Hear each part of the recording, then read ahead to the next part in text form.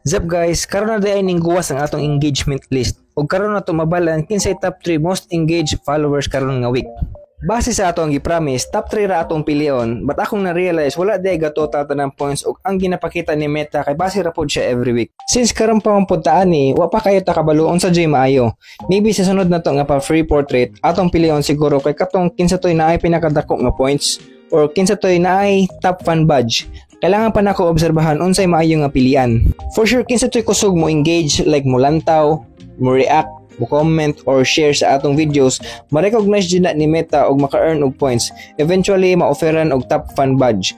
Dako jud chance na mapilian sa atong pa free portrait. Mo post raw niya ko pohon regarding ana. But sa karon na ako'y duha ka book idungag sa atong pa free portrait kay kani silang duha mao kusog kayo mo engage since pagsugod. So ma total of 5 ang makadawat sa atong pa free portrait.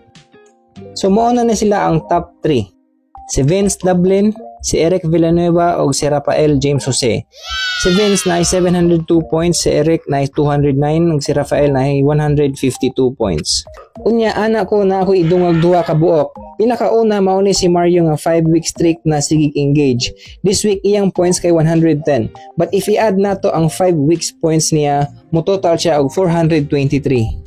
Ang ikaduha kay si Maria Angeles, ang the one and only nga naay top fan ako. Wa ko kabalo pilay points needed para ma-offeran ni Meta og top fan badge. But ako ra masulti is, if ma-offeran ka og badge ni Meta, i-accept lang kay makatabang po na sa inyuha as content creator og dako chance mapilian sa atong pa free portrait. Sa mga wala napilian, napatay sunod pa free portrait pohon. Engage ng engage lang maskin mo lantaw ra sa videos and mo like. Maka points na mo ana. Sa mga nakadaog, congratulations! I-message ko ninyo kung unsay picture inyo gusto ipa-drawing. Thank you sa tanan and God bless!